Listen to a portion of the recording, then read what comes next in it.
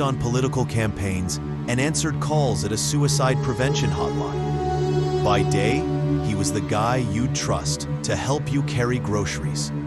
But by night, this same man became one of America's most ruthless killers. His name was Theodore Ted Bundy. And the story you're about to hear will show you just how deceptive evil can be. This wasn't some obvious monster lurking in shadows. This was a man who could blend into any crowd, charm any victim, and fool even trained psychologists. Between 1974 and 1978, Ted Bundy brutally murdered at least 30 young women across 7 states. But the most terrifying part? He did it all while maintaining the perfect facade of a normal, successful man. Some investigators believe his actual victim count could be over 100. Before we dive into this disturbing case, make sure to hit that subscribe button and the bell icon, because today's story will change how you look at the people around you forever. Who was Ted Bundy? To understand Ted Bundy's crimes, we first need to understand his most dangerous weapon, his personality. Born in 1946, Ted wasn't your typical serial killer profile. He was handsome, articulate, and incredibly intelligent. Picture this, a clean-cut young man studying law at the University of Washington. He volunteered for political campaigns, worked at a crisis hotline where he talked suicidal people through their darkest moments, and even saved a drowning child once. People described him as helpful, charming, and trustworthy. But this was all a carefully constructed mask. Behind those friendly eyes was a calculating predator who had been perfecting his act since childhood. Even as a child, Ted showed disturbing signs that those around him either missed or dismissed. By age 3, he was placing butcher knives around his sleeping aunt's bed, a chilling early glimpse into his fascination with violence.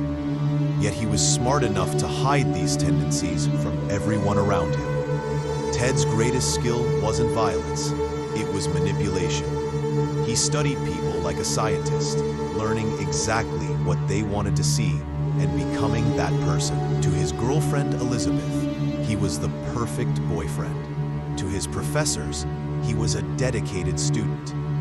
To his victims, he was a harmless young man who desperately needed help. This combination of intelligence, charm, and complete lack of empathy made Ted Bundy unlike any killer law enforcement had encountered. He didn't look dangerous because he had spent his entire life learning how not to look dangerous. The killing spree begins. In January 1974, Ted Bundy committed his first confirmed murder. But by then, he had already been fantasizing about killing for years, perfecting his techniques in his mind. The pattern emerges. Ted's victims weren't random. They fit a very specific profile. Young women, typically college students, usually with long dark hair parted in the middle. Many looked remarkably similar to his ex-girlfriend, who had broken up with him years earlier, a rejection that may have fueled his rage. But Ted's most chilling characteristic was how he lured his victims. He would fake injuries, wearing a fake cast on his arm or leg, struggling with crutches, asking for help loading books into his car. Who wouldn't help an injured, well-dressed young man? The University of Washington disappearances. The terror began at the University of Washington. Students started disappearing, but there was no pattern law enforcement could initially identify. Linda Healy vanished from her basement bedroom. Donna Manson disappeared while walking to a jazz concert. Susan Rancourt went missing after leaving her dormitory. Campus life changed completely. Women started traveling in groups, avoiding isolated areas, but still the disappearances continued. The killer seemed to know exactly when and where to strike. always staying one step ahead. Then Ted made his boldest move yet.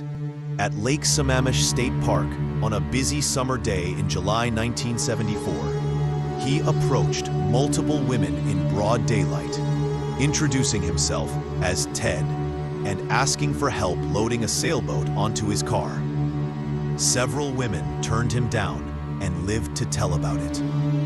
But Janice Ott and Denise Naslund didn't make it home that day. This was Ted's first major mistake. Witnesses remembered the charming young man calling himself Ted with his arm in a sling. They remembered his tan Volkswagen Beetle. For the first time, police had a description, a partial name, and a vehicle description. But Ted was already moving, leaving a trail of bodies across multiple states. The multi-state killing spree. As the heat increased in Washington, Ted Bundy did something that made him even more dangerous. He became mobile. Moving to Utah, then Colorado, then Florida, always staying one step ahead of law enforcement communication systems that weren't yet equipped to handle multi-state serial killers. The net tightens. In Utah, the disappearances continued with terrifying consistency. Melissa Smith, Laura Aim, Debbie Kent, all fitting Ted's preferred victim profile. But Utah police were more prepared than their Washington counterparts. They had descriptions from Washington and were actively watching for patterns. In August 1975, Ted's luck finally ran out. Utah Highway Patrol Officer Bob Hayward pulled him over for a routine traffic violation and found what he later called a burglar's toolkit in Ted's car: handcuffs, a crowbar, rope, and an ice pick. Ted was arrested on suspicion of burglary, but still, nobody connected him to the murders. Then came the lineup that changed everything. Carol Duranch, one of the few women who had escaped Ted's attempted kidnapping at a Utah shopping mall, positively identified him. Suddenly, the pieces started falling into place across multiple jurisdictions: escape and recapture. Even in custody, Ted remained dangerous and manipulative.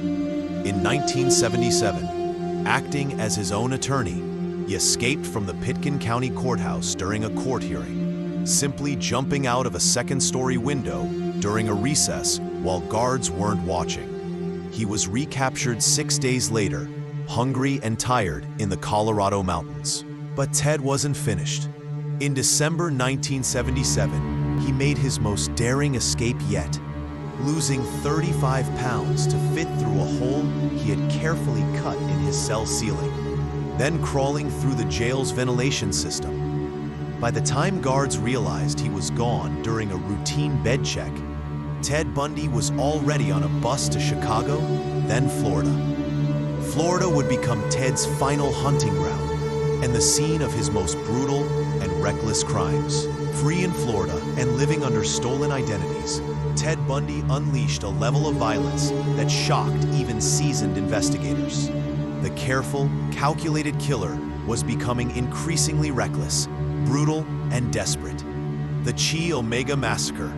On January 15, 1978, at approximately 3 a.m., Ted broke into the Chi Omega sorority house at Florida State University. In less than 15 minutes, he attacked 4 young women as they slept in their beds. Margaret Bowman and Lisa Levy were killed, while Kathy Kleiner and Karen Chandler survived haunt them for life. The violence was unprecedented in Ted's known crimes. He used a wooden club torn from a bed frame and bit one victim so savagely that the bite marks would later provide crucial forensic evidence. This wasn't the calculated killer from before. This was someone completely out of control, possibly under the influence of alcohol. The final victim. 3 weeks later, Ted committed what would be his final murder.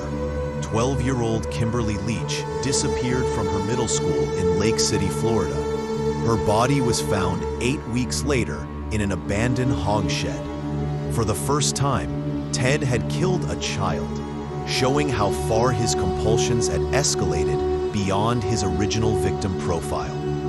But Ted's increasing recklessness in Florida would ultimately be his downfall. Just days after the Leach murder, he was arrested while driving a stolen orange Volkswagen Bug, caught in a routine traffic stop by a sharp-eyed police officer who ran the plates.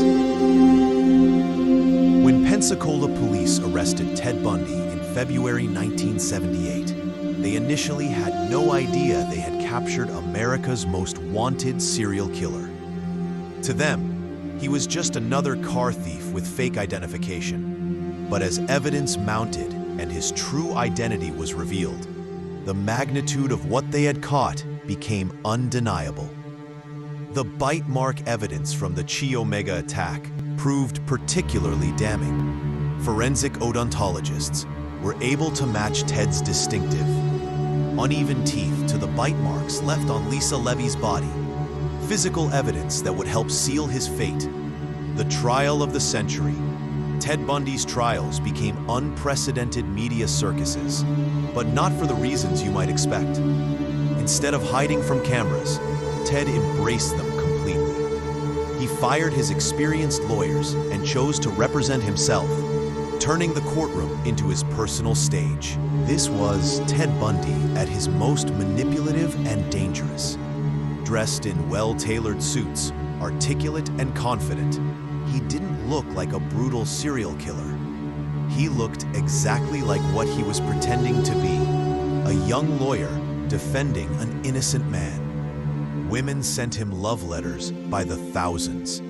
Some even attended his trial sessions just to see him in person.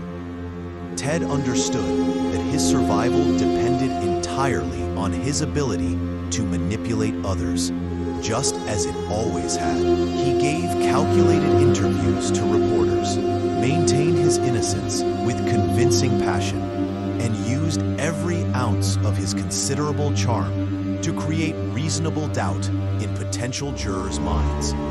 Even knowing what he had done, some people still found him likable and believable.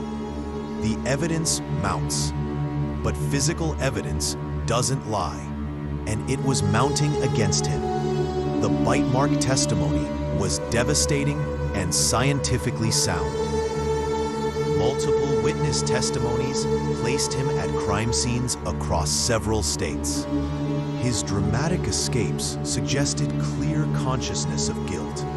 Most damning of all was his consistent pattern of movement between states, always leaving bodies in his wake. On July 24, 1979, after deliberating for less than 7 hours, the jury found Ted Bundy guilty of the Chi Omega murders. As Judge Edward Coward read the death sentence, Ted maintained his composure, even smiling at times and chatting casually with his court-appointed attorneys. He would ultimately receive 3 death sentences for multiple murders. Judge Coward delivered words that perfectly captured Ted's tragic duality. "You're a bright young man. You'd have made a good lawyer, and I would have loved to have you practice in front of me. But you went another way, partner. Take care of yourself." The final confessions. For over a decade on death row in Florida State Prison, Ted Bundy maintained his innocence while filing appeal after appeal. But as his execution date approached and his legal options dwindled, the carefully maintained mask finally began to slip. The last gambit. In his final desperate months, Ted began confessing to murders across the country, hoping to trade information for more time. He admitted to 30 murders across multiple states, but investigators believe the true number could be much higher, possibly over 100 victims spanning nearly a decade. Ted's confessions revealed the truly staggering scope of his crimes. Bodies were found in Washington, Oregon, Utah, Colorado, Idaho, California, and Florida. He had been killing far longer, more frequently, and across more states than anyone had realized. often returning to burial sites to commit necrophilia with decomposing remains. In his final interviews, Ted provided chilling insights into his methodology that horrified even experienced investigators. He spoke of stalking potential victims for days or weeks, learning their routines and habits. He described how he would return to remote burial sites to revisit his crimes. Most disturbing of all, he spoke of his victims as objects rather than people, showing no genuine remorse, even facing death.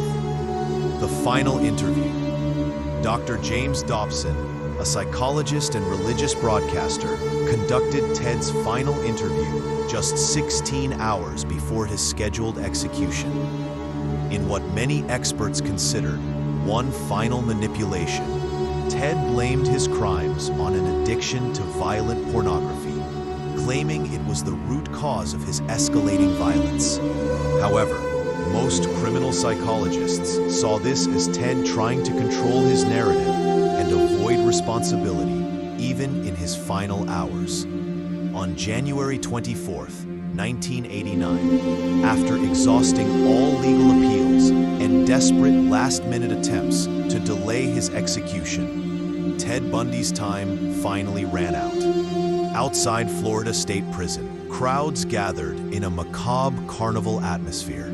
Some protested the death penalty on principle, but many more celebrated the end of a killer's long reign of terror. The lasting impact. At exactly 7:16 a.m. on January 24th, 1989, Ted Bundy was executed in Florida's electric chair after receiving 2,000 volts of electricity. His last words were reportedly, "I'd like you to give my love to my family and friends." Even facing death, Ted was trying to maintain his image as a normal person capable of love and human connection. Ted Bundy fundamentally changed criminal investigation in America. His case led directly to the development of FBI behavioral profiling, major improvements in interstate communication between law enforcement agencies, and better victim identification systems. The term serial killer became widely known partly because of his crimes and the media coverage they generated. But perhaps Ted Bundy's most important legacy is the lesson he taught us about the true nature of evil. Evil doesn't always look like a monster hiding in the shadows. Sometimes it looks exactly like your neighbor, your coworker, or the helpful stranger offering assistance when you need it most.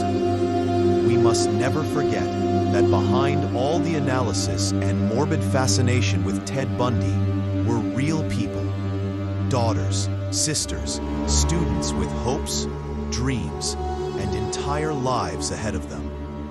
Linda Healy wanted to be a radio announcer. Susan Rancourt was studying German literature. Lisa Levy was just 20 years old, majoring in fashion merchandising.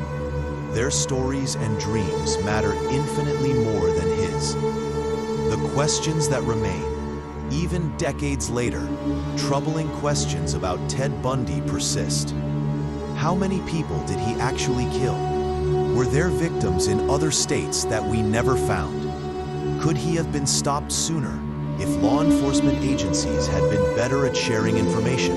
Ted Bundy continues to fascinate the public because he represents our deepest fears, that evil can hide behind a friendly smile, that we might not recognize mortal danger even when it's standing right in front of us, offering to help carry our groceries. Ted Bundy was called America's most charming serial killer, but charm was simply his weapon of choice. Behind the smile was something truly monstrous, a complete absence of human empathy and conscience, hidden behind a mask of normalcy that he wore and perfected his entire adult life. What do you think made Ted Bundy so dangerous? Was it his intelligence, his charm, his ability to manipulate others, or something else entirely? Let me know your thoughts in the comments below.